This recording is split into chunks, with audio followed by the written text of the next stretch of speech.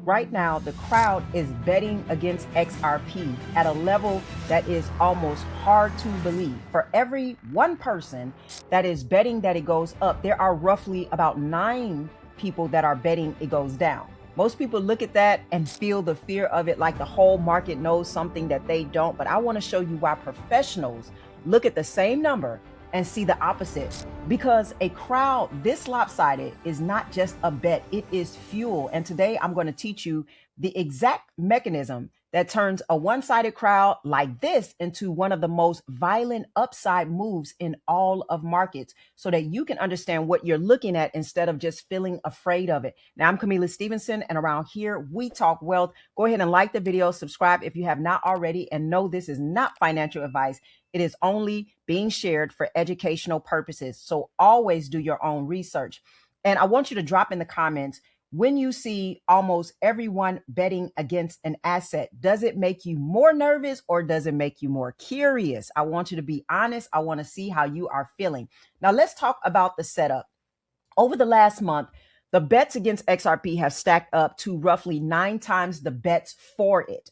In the leverage market, where traders borrow to make bigger bets, there are around $227 million positioned for XRP to fall, against only about 24 million positioned for it to rise. On top of that, the funding rate, meaning the measurement of which side is paying to hold its position, is negative, meaning the people betting against XRP are actually paying for the privilege. So the crowd is piled onto one side of the boat. Now, let me show you why this is very dangerous for them.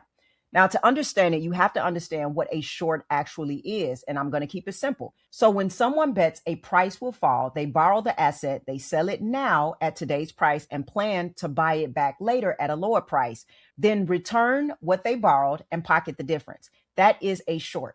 But here is the catch, and that is the whole key that I want you to understand right now. To close that bet, they have to buy the asset back. That is not optional. They sold something they borrowed, so eventually they must buy it back to return it. So their exit is a purchase. So every single person betting against XRP right now is a forced future buyer. Now watch what happens when the price rises instead of falls. Everyone who shorted it is now losing. And in the leverage market, you cannot sit in a losing position forever, because the exchange requires enough money backing your bet. Now, once your losses hit a certain point, the exchange forcibly buys the asset back to close your position for you. That forced buying is called liquidation. And here's the chain reaction. That forced buying pushes the price up. The higher price triggers the next group of shorts to get liquidated, which forces more buying, which pushes the price higher, which triggers the next group. Each wave lights the fuse on the next. So that cascade is called a short squeeze. And when the crowd is as lopsided as 9-1, the fuel is enormous, because there are so many forced buyers stacked up waiting to be triggered.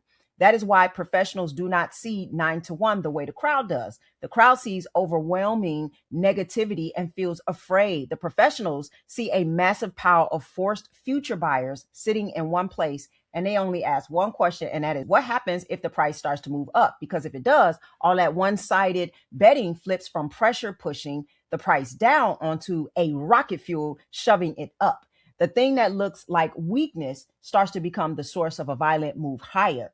Now, let me be very honest, because this is where people get reckless. I'm not telling you XRP is about to squeeze. I'm not promising a move, and I'm not giving you a price target, because nobody can tell you when or if a setup like this triggers. The crowd could be right in the short term. A setup is not a guarantee. A coiled spring can release in either direction. Listen, if it goes down, I'm just buying. What I'm trying to show you is how to read what's in front of you, so that when you see a headline screaming that everyone is shorting XRP, you do not panic, especially if you're a long-term holder, and you do not assume that the market knows something.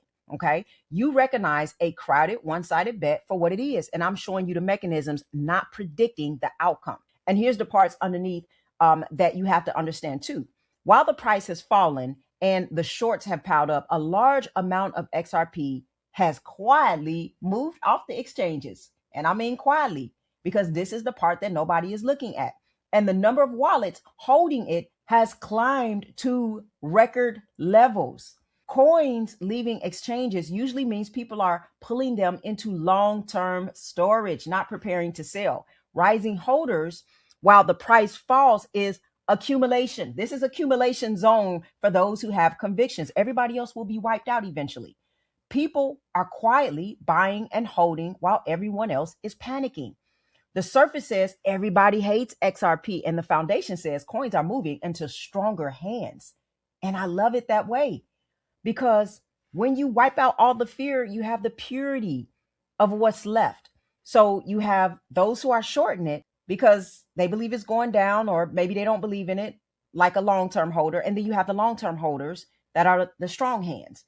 And they understand, I'm just holding on and dollar cost averaging. Those two stories are pointing in opposite directions, and the crowd never looks at the second one. So think about who actually gets destroyed in a squeeze. It is the leverage gamblers, the ones who borrowed to bet against the asset and got forced to buy back at a loss. You do not want to play that game at all. I'm telling you the truth. You can simply just hold with a clear head and let a setup resolve however it's going to resolve. But if you're going to hold for a move like this, the one thing you can completely control is where you hold it, because the leverage trader is not the only one who can lose to forces outside of their control. If you hold your XRP in a regular taxable account and it finally makes a move, the tax system takes a real piece of your gain at the moment that you sell. So that means you sat through all the fear, the discipline, and a chunk of the reward still gets pulled away, not by the market, but by the structure you chose from the start. And that is why I take some of my assets like XRP and I hold it inside of a Roth IRA through iTrust Capital. The gamblers lose their position to liquidation. I refuse to lose mine to an account type that I could have chose differently. So inside that structure, the growth stays mine, and there is a $100 funding bonus when you fund the account. The link is in the description. The reward is that you choose a structure that will benefit you in the future.